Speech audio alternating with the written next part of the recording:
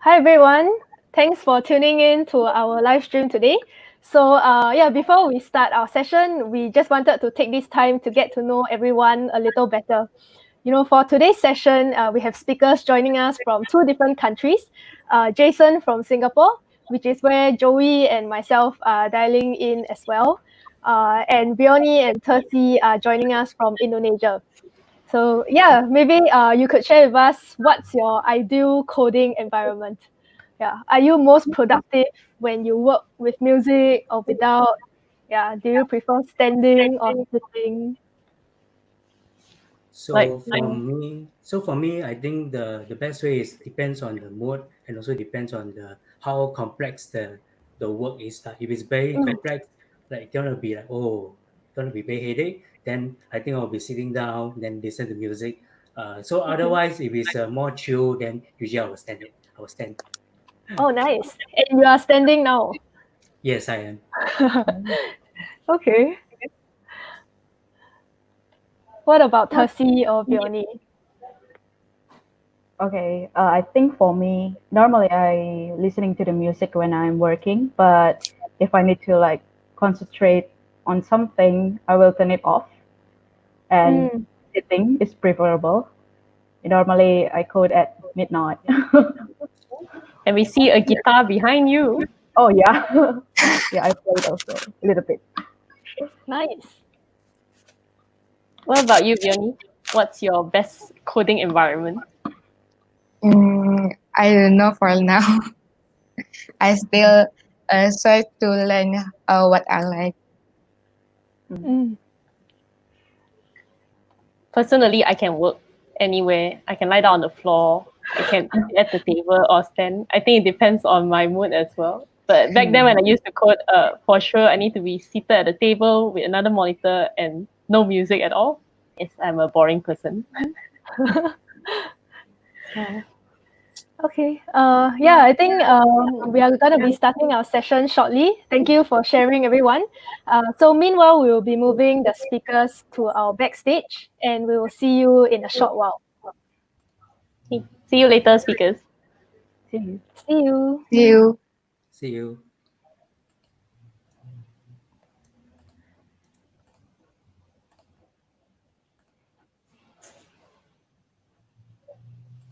Hi, everyone. A big hello to all of you. I'm Joey. And I'm Jiaxing, and we are both from the Google Developer Relations team. Thank you for joining us for La Kopi tonight. We hope everyone is keeping safe and well wherever you are. Do give yourself a shout out on our live chat or Facebook comment and let us know where are you tuning in from. Yeah, in case we have friends joining us today who haven't had the opportunity to join us for our past La Kopis at Developers Space, let us share a little about who we are and what this is all about. So Google Developer Space is a home for developers and startups from around the region to learn, connect, engage, and be inspired. We want to empower and connect the community to our people, programs, network, and technologies. And La Kopi at Developer Space is a monthly open mic night for the developer communities to learn, connect, and be inspired by each other. Every month, a tech team is selected and developers submit their topics to be shared with the community. This month, our topic is machine learning. Tonight, we have a total of 3 speakers dialing in. They will each be sharing for about 10 minutes, and you're welcome to submit your question on our YouTube or Facebook live chat, which we will get to at the end of every speaker session. So for this La Kopi, we have Jason Choo from pslove sharing about ML-powered Welfie temperature recording Flutter app, Vioni Wita Elya on face expression detection with TensorFlow and OpenCV, and lastly, Thursy on how time series prediction helps wind power integration. Yeah, all sound like really interesting topics. So without further ado, let's welcome our first speaker, Jason. He's the tech lead of pslove, and today he will be sharing about how to use Firebase machine learning with Flutter. He will also explain how to use face detection and temperature text detection powered by Firebase machine learning. Over to you, Jason. All right, thank you, Jiaxing. So, hi everyone. I'm actually glad to actually I joined this live session. So today I want to share what I want to actually share that I've been learning all this while, which is actually how to integrate Firebase machine learning. And the next thing that I will be sharing is actually how to use Flutter with Firebase machine learning. So a little bit of myself. My name is Jason. So I'm actually from a company called Blood. We actually previously we vended from, and we actually previously has a pslove called pslove. So I've actually been coding since the age of 17. So what is Blood? So Blood is actually a regional fintech startup founded since 2014. So we actually have two main products. One is a hitch patch on the left. The other one is a peer tracker on the right. Also part of the Google for Startup ecosystem, which is actually a program by Google. So right now I'm going to share what is the how to integrate Firebase machine learning. So the first way you can actually integrate is actually very simple. We can actually use whatever there is a pre-trained model by Google Cloud, where you can actually use ranging from a text recognition to maybe a translation kind of API, and it's all plug and play. All you need to do is input the input data that you need, and you'll give you output as you actually require. And the second way is actually use TensorFlow Lite with teachable machine, which is a tool to actually help you to enable a better way of easy way to actually integrate your to train your custom model. So let me do an example. So you can see this is actually the pre-trained model that have been done, and actually input all the data that's in is all here. So you can actually all you need to do is actually a tool where you can actually all you need to do is actually put in your label that you want to actually recognize and all the data set that you need to actually train. And once you are putting all the data, you can actually train it. And lastly, you can actually test out whether it works. As you can see right now, all you can do, you can see that how is it work. You can see the output easily by using. You can see whether is it accurate. So this is actually what you can do that is actually train. You can see. So this one, if you can actually see that if it's not good enough, you can actually train. And this can see that the accuracy is actually can train on the fly. And you think that this is not sacrificed, it's not good enough, you can retrain again and retry again like this. So this is actually a way to actually train it. And once you've done that, you can actually export into a different kind of export, either use it for web, either use it for embedded system, or even for mobile app, Android or iOS. So once you've done that, you can see something like this, which I'm going to show you on this. So once you have done that, you can actually either embed it and upload to a Firebase custom model and serve dynamically from the backend, or you can use it to actually embed it into your mobile app. So on the video, you can see that this is actually how you can actually see that the training has been quite effective and can recognize the object that have been trained. In this case, these are the product that have been trained to recognize the product. So all you need to do is actually just use the camera, a normal camera from the phone, and train it, and you can see the output. So the third way that we can actually integrate with Firebase machine learning is to make use of Cloud AutoML. So this is the one where if you think that the use case that you have cannot use by the previous two example, either a pre-trained model or using a TensorFlow with a teachable machine, you can actually use this called AutoML, where your complex, maybe you need a multi-label classification, where single label is not enough for a use case. So this is a third example, which is actually handle more customized way of integration with Firebase. So let's go with Flutter with Firebase machine learning in action. So over the weekend in June, my colleague and I actually participate in the Flutter International Hackathon, and for me, I actually want to actually make my skill set to actually like try out how do I integrate machine learning with Flutter. So what we have built is actually using using machine learning powered by Firebase to actually do a kind of record temperatures within seconds. All you need to do is actually take a selfie, a Wi-Fi photo, and also a thermometer screen photo. So how does it work is that as you can see in this demo, this actually the output is actually that what you need to do is actually take a photo. You actually recognize all the images, all the faces that is detected in the picture. And in each picture, I can actually use different use case to actually recognize different temperature kind of recognition for each use case. So in this case, this is actually using a kind of text detection pre-trained model, but with my own some kind of logic to actually detect temperature. So at the end of the day, this temperature you can actually detect it and without the need to actually manually type using keyboard to actually manually type one by one. And all this is done within seconds. And you can see this is actually a live kind of temperature scanning and detect and convert it into text. So this is actually the output, and this app also trying to flag any temperature that's more than 37.5. So all in all, in this ratio track app, this is actually split into three, in terms of the workflow, split into three sets. One is actually the camera, which is actually that actually generate the image. And for this image, we will feed this to a Firebase ML. Then from this, we make use of the text detections API and also the face detection API. And you output the list of either a text or the faces that is detected. And we transform it using the visual track app, and we came out the output like this. So you can see just use two photos and we can translate the output that we need and without the need to actually manually do it.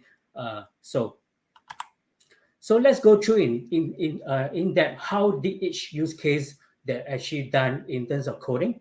So the first two use case is actually individual and group detections. So how does we actually detect single person in the photo or multiple person in the photo? So what we actually done is actually use Firebase face detection, and we'll show you the image that we want to actually detect, and they'll return us a list of faces that's detected with the metadata. In this case, it's actually the boundary box that they actually will tell us what is the location of the faces in the photo. And from there, we can actually either crop it or maybe do some other processing. So the next one that actually done is the third use case, which is temperature text detection. So in this case, we need to actually detect different thermometer that is actually required to actually detect. So, and also there may be a case where they have more than one temperature reading. So what this is done is actually using the Google Cloud text detection recognition API, and you'll return a list of text block. As you can see on the right, these are the possible text block that is generated from this API. And from here, they will give you, these are the potential candidate for the temperature they want to scan. So in this case, we need to actually determine how this is done by using a very simple algorithm to detect whether once it's actually detected that these are texts, these are actually digits. And from there, we'll filter and to detect, just do a simple kind of algorithm in terms of like, if this temperature is actually is within the range of the human temperature, which is about 30 plus to 40 plus. But in this case, I use 20 to 50 to get buffer because sometimes the thermometer may generate lower than 30 degrees Celsius. So, but this is actually a simple way of algorithm that's done during a hackathon within 24 hours. So once it is detected and found the right candidate for the temperature, we will turn it into a text. And you will, in this case, we'll read like 36.3. So all in all, this is actually the virtual track, which is actually how to use a pre-trained model, which is the first use case that actually the first way that I actually use to actually train, and using using a combination of text detection and face detection, we can able to actually recognize the faces and also the thermometer temperatures and get the output we want, which is the crop faces and also the temperature. So the key takeaway about this talk is two things. Is actually there are actually three ways which you can actually use to actually integrate the Firebase ML.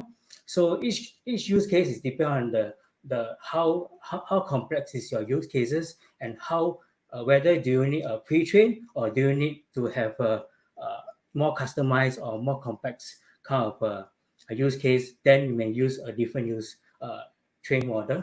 So at the second part, which is actually you can actually use Flutter with Firebase machine learning, and you can actually develop a machine learning powered app within 24 hours. And of course, as you actually build longer, you can actually improve the app as you go along. But in terms of proof of concept, this is actually the good way to actually use this Flutter with Firebase to actually do some prototype and to get the use case that you want or the app that you want to build. So lastly, hopefully I able to persuade you with the Flutter that I actually demonstrated to you, and also hopefully you actually use the Firebase machine learning tool with Flutter. And I actually have a Medium series. So I actually have an article about this talk on my Medium blog. So if you're actually interested, do follow me on Medium.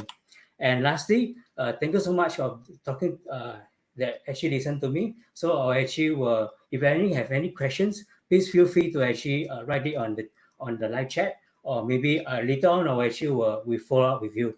Thank you so much.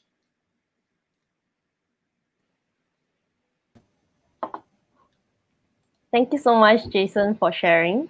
And in fact, I think before you even reach your last slide, some questions really came in on the live chat. But to be fair, I think we actually received some questions like during registration as well. Maybe we can go ahead and answer one of that before we get to the live chat. Okay. Yep. Okay, I'm gonna flash the question out on screen. So the question is, how do you improve the accuracy of using RetroTrack to record temperatures? So for this, in my use case in the app that I built, a simple kind of logic to actually determine just using like 20 degrees Celsius to 50 degrees Celsius to find the range. So how do I improve is actually, to me, I actually need to train even further, like all the possible temperature that I actually needed to get, and also to first, like the moment there's a multiple images that have this same temperature, then we need to actually find out which is the most suitable candidate. So perhaps I need to have a lot of images of all these temperature readings that actually to train my model so that I'll have a very accurate way of tracking the temperature. Yeah. All right. Thanks so much, Jason. So I think we can proceed to a question from the live chat. So here's one by Shang. How do you know which temperature is whose in the case of multiple faces in the picture? Yeah, so this is actually the one that this is actually a very use case that I actually like trying to do during my hackathon. So the thing is, right now I actually do a sequence way of tracking. That means once the photo is detected, you can see that the photo is actually let me go to that. So if you can see in this photo, it will give you a range, like a photo that is like all the captured images in sequence 1 to 5, for example. Then I will actually will highlight the first photo. Then you take the temperature of this person. Then you record that temperature of that that's captured from the thermometer. So this is actually sequence lah. But of course, if I have more time, then I'll have a way of like detect the temperature and the face together. So this is actually my future kind of my side project that I'll be doing lah. Nice.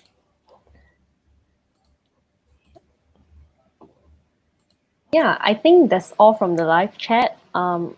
Thanks so much, Jason, once again for sharing your project and all these great insights. And for the audience out there who are still tuning in, Jason will still be online. He will join you at the live chat. So if you have more questions for him, feel free to drop it on the live chat now. Thanks so much, Jason. Thank you so much.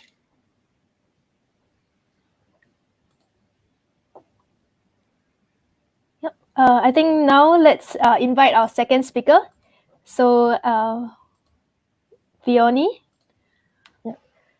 So we have Vioni, Wita, Elya diving in from Indonesia. She'll be sharing about her project on face expression detection with TensorFlow and OpenCV. Vioni is a full-stack developer at Mitra Integrasi Informatika, MII-Metrodata Electronic. She also used to be a C# instructor for children at Balai Latihan Kerja programs in Indonesia.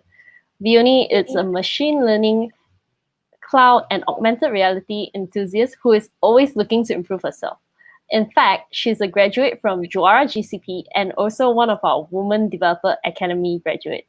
So without further ado, the stage is yours, Vioni. So hi everyone, I'm very happy to be able to join here to share my project about machine learning, namely face expression detection with TensorFlow and OpenCV. So a little introduction about me. My name is Vioni Wita Elya. I'm completed my computer science degree last year at ERC University. I'm currently working as a full stack developer for a web application at MII-Metrodata Electronics, and I'm interested in artificial intelligence, machine learning, cloud, and also augmented reality. So before I begin, I have a question. How many cameras on your cell phone?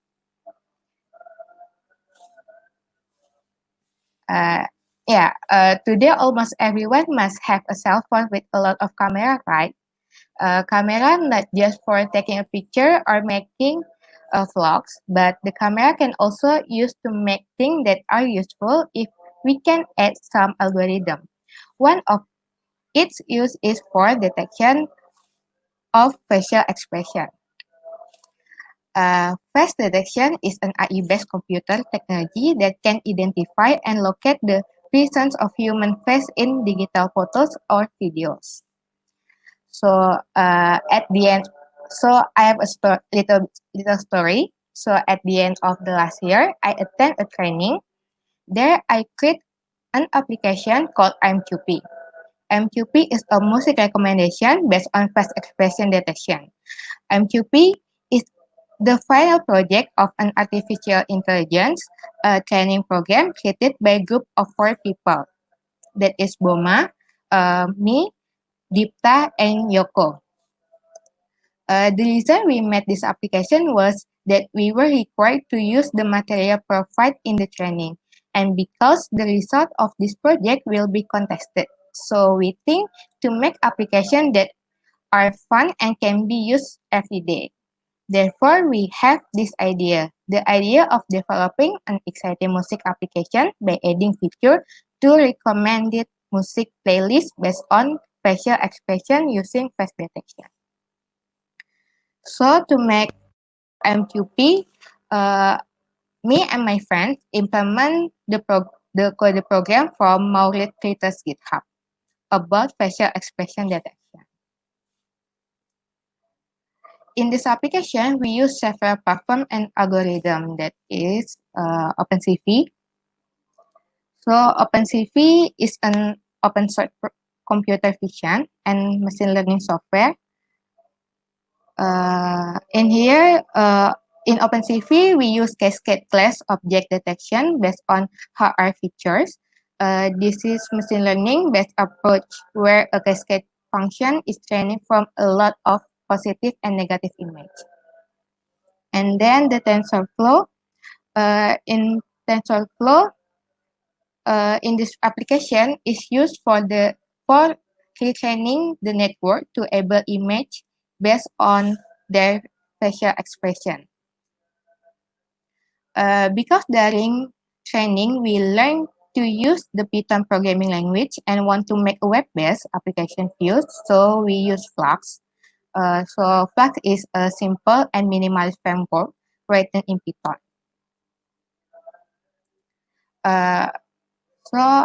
For this application, we only use a dataset of happy, sad, angry, and calm face expression with a total of 264 photos. So all photos are separated into folders based on expression of each face. So let me show you the code.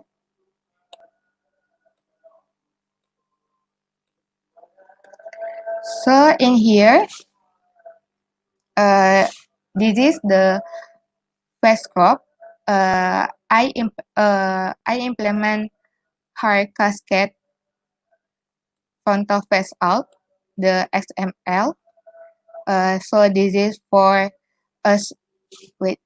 So this is for make sure there is someone face in the photos of the data set, and then we will do retrain. The retrain is using the TensorFlow. This is the code. And then this is the label code. This is the main of the code.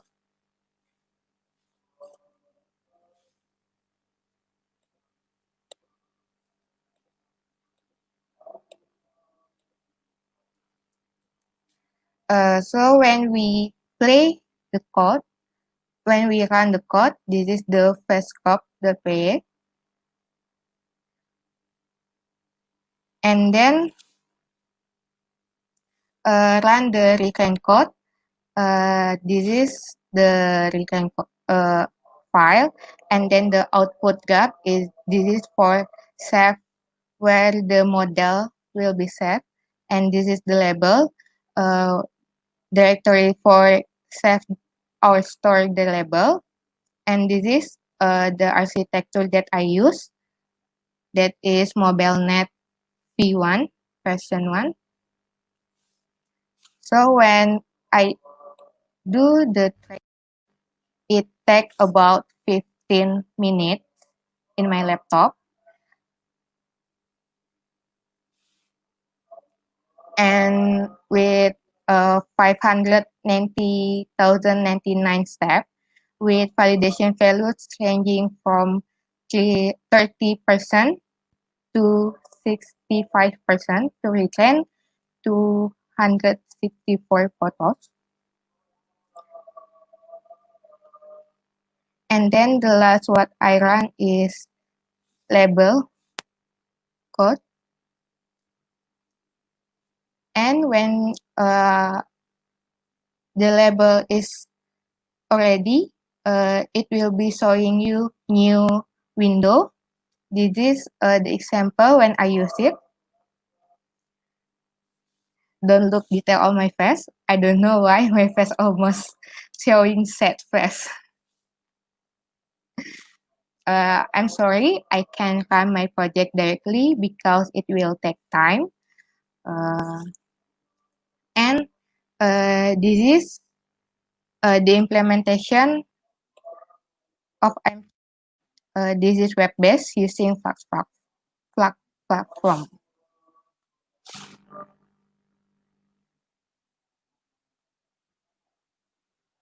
Yeah, when we click the capture button, it will be save the last expression and we'll move to the new window and we'll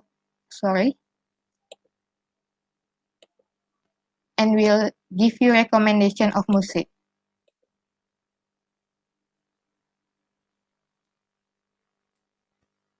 I think that's all my presentation. Any question? Thanks so much, Vioni, for sharing. That's really interesting. Like, I think we can definitely use that to recommend music. That's like one of the problem now. And also our first question during the warm-up earlier. So, you know, some people listen to music and some they don't. Maybe you can start detecting expression for when you code. Not sure if everyone looks happy or sad most of the time. Yeah. All right. So we actually have a few questions on the live chat. So let me put that up first. This is one from Shang again. Was there real-time training with the new data sets? No. It's only data set what I said last time is not real time. He's also asking, he's also saying that it's a very cool project. Is it open source? I use Maurits code, so I just make some here. I use Maurits little special expression detection code from GitHub, and I change some of the code and use Flux for the front end. Yeah, amazing. I think you can use it. Yeah, so for those tuning in, you can visit that. And maybe later, Vioni, you can join the live chat and share the link with them as well. Okay. Yeah, awesome. And then to be fair to those who submitted their question during Reg, maybe let's flesh out some of those questions, Jia-Sing. Yep. So I think there's one question. Can you explain how you were mapping recognized images with sounds? Since facial movements can vary if it's dynamic in a video, will music still be recommended to them?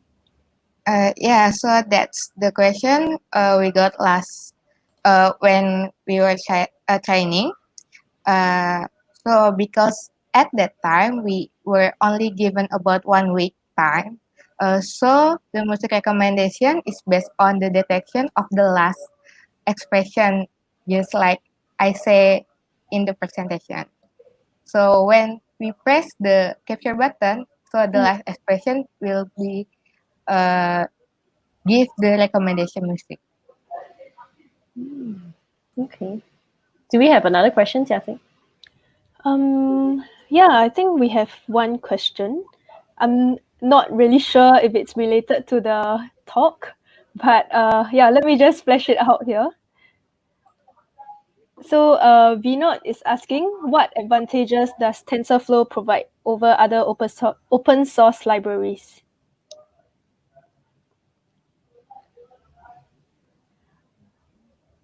I don't know for sure.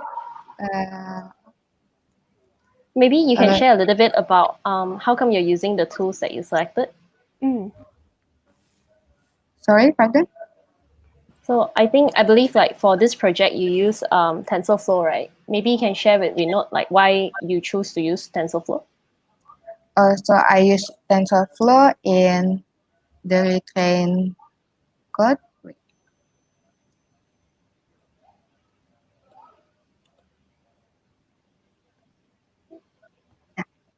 So I use the tensor in here to classification the image. I use TensorFlow 1.13.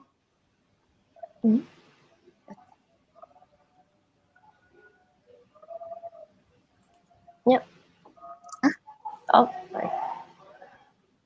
Yep, you can leave it there, no worries. So yeah, I think that's the time we have for the question for Vioni session. So if you all have any more questions, feel free to drop it on our live chat and Facebook comment. Vioni will be joining you on the live chat really soon to continue answering some of the questions. Yes, Vioni. So in fact, there's a few more questions that we don't have enough time to share. So feel free to join the YouTube live stream and then continue chatting with the audience there. Thank you. Thanks so much, Vioni. Next up, let's welcome Thursy, who is also one of our Women Developer Academy program graduates. Thursy is a machine learning engineer at CloudAce Singapore, and she focuses on building machine learning and IoT solutions using Google Cloud Platform.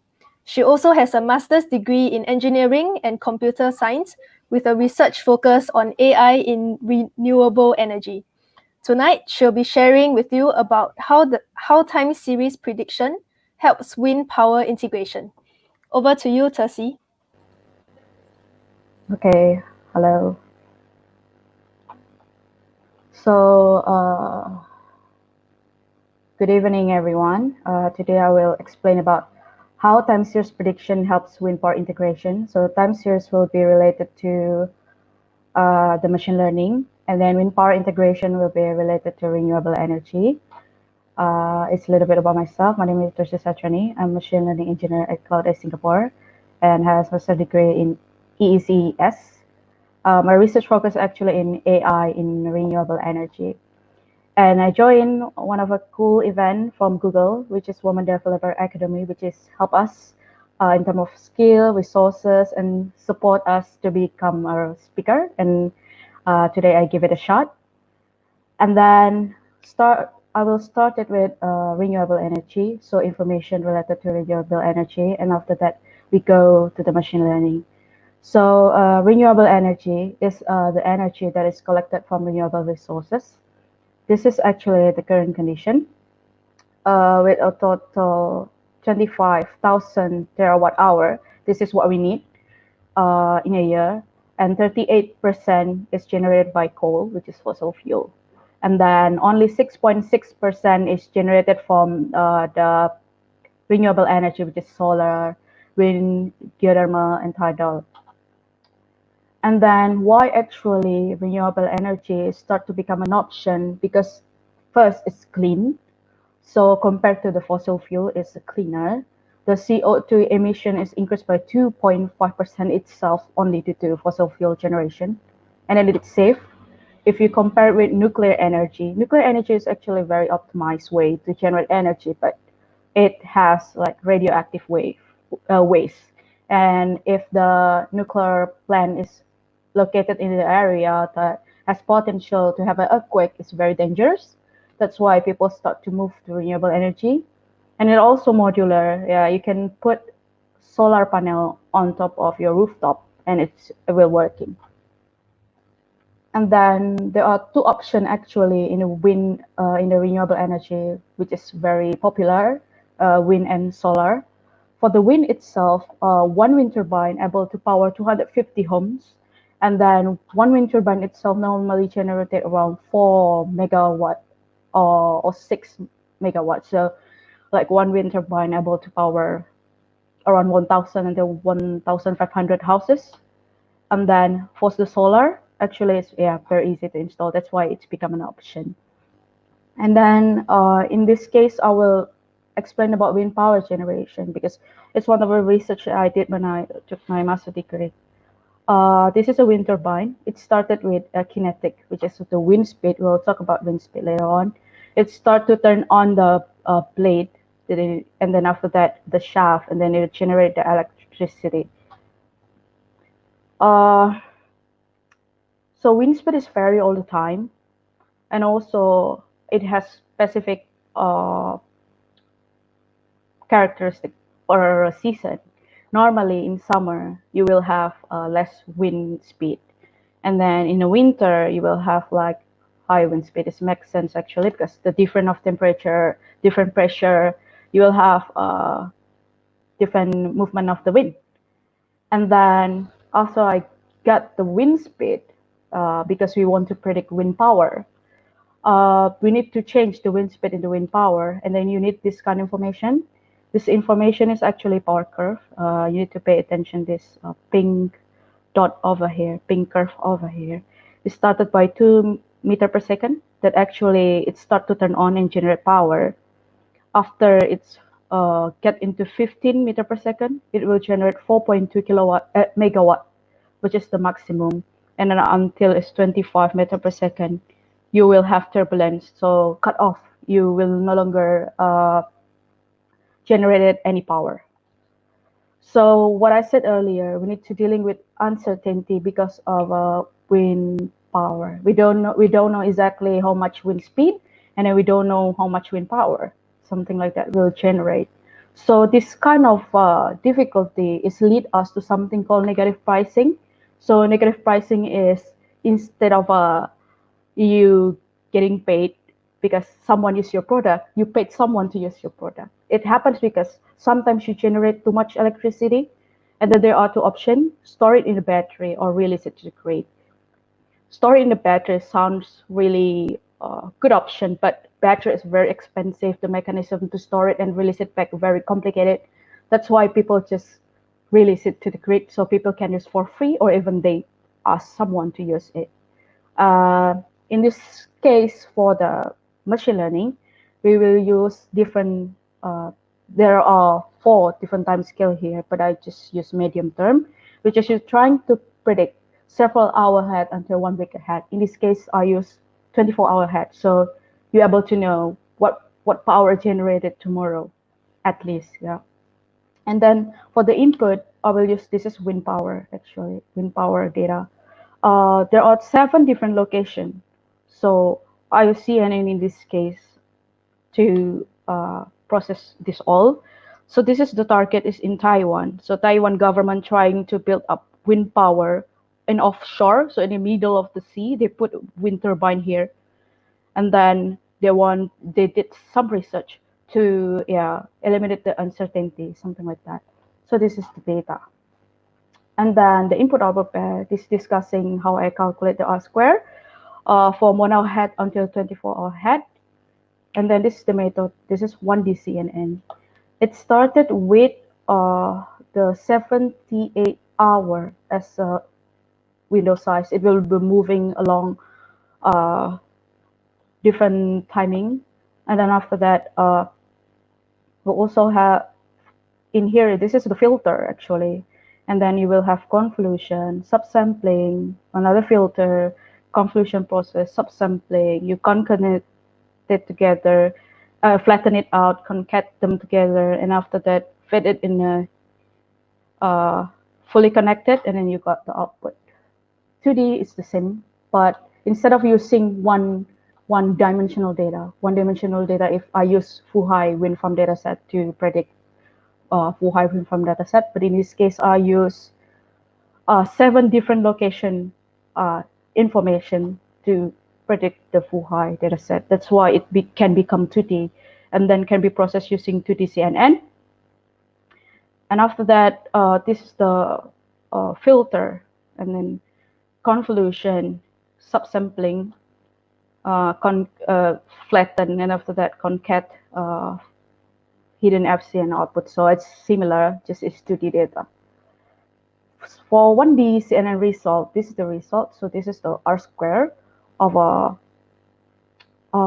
the average R square. This is in the different season, because I separate them to winter, spring, summer, and autumn. And then this is the variance that generate from this R square. SNR is signal to noise ratio. So basically it's just logarithmic ratio between the average and then the variance. And you got the robustness result.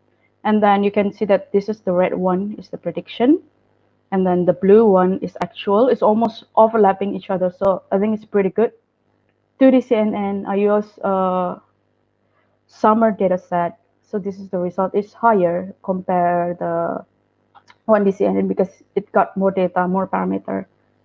So this is the comparison actually between 1D and 2D CNN result. So this is the one that we did in the research. It's around 0.91 R square. And then the optimal design is in 2D is 0.93. And then the SNR also showing a higher number. Okay, come to the conclusion. Actually, the 1D and 2D CNN that we use is actually have higher R square, low variances, and high SNR. But 1D CNN and 2D CNN optimal design outperform the existing method in terms of SNR.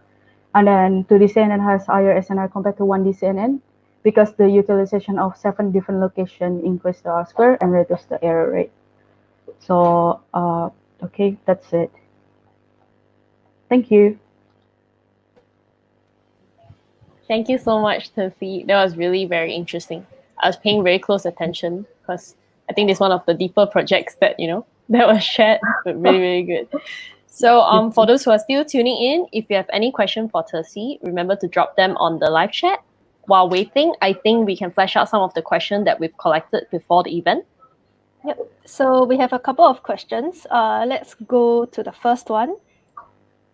So someone asked, can you explain more about the technologies you use to build the CNNs? So to build a CNN, I use a library that are available in TensorFlow. So I use TensorFlow and then Keras on top of it, and then designing what kind of a layer I want, how many of it, and then design how many fully connected I want, something like that. Yeah. Okay. Let's go on to the second registration question. So Okay. how much computing power do you think is needed for an analysis you have done, and how long does it take to get an accurate prediction?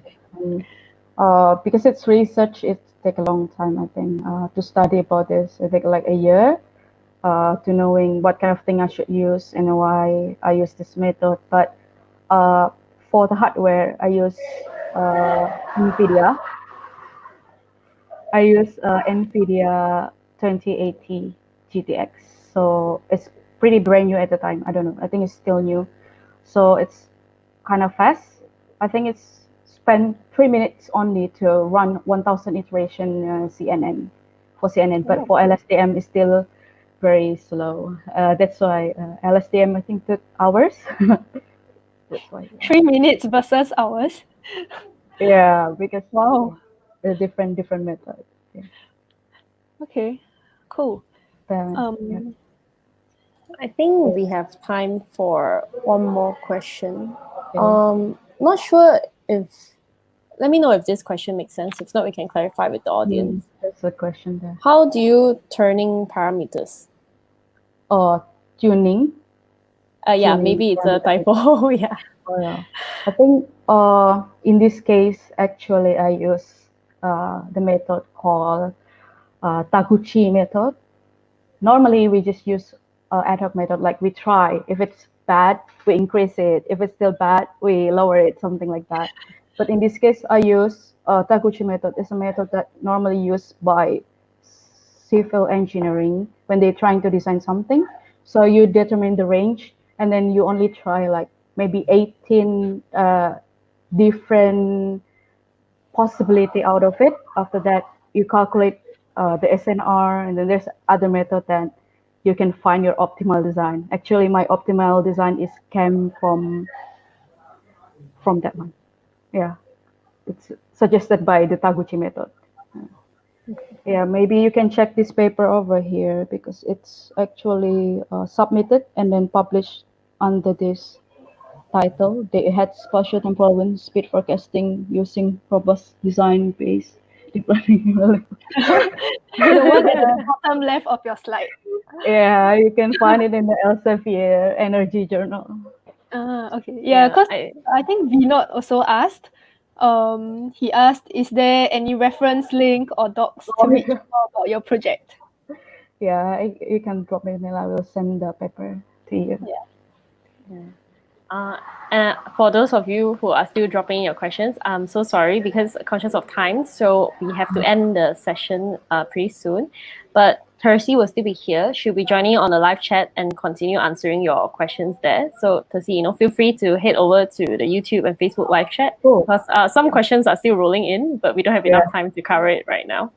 Yeah. But yeah, thanks so much for joining us tonight. Thank you, guys. Thank you for hosting. Thank No you. problem.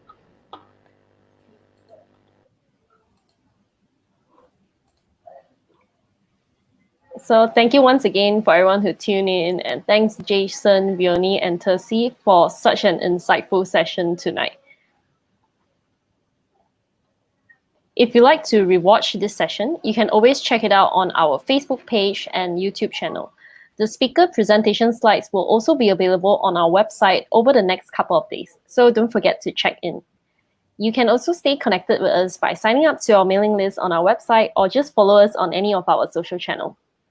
Yep, and our next Kopi will be taking place on 25th August. Next month, it will be all about data science. So if you or your team are working on a data science project, don't forget to submit your topic to us. And lastly, we also want to hear your feedback about this event. You can provide us with your email address to stand a chance to win some cool virtual gifts. We'll be selecting 5 lucky winners, so remember to check your inbox later this week. Meanwhile, stay tuned to for our upcoming events on our website and social channels, and we look forward to seeing you again. Bye. Bye.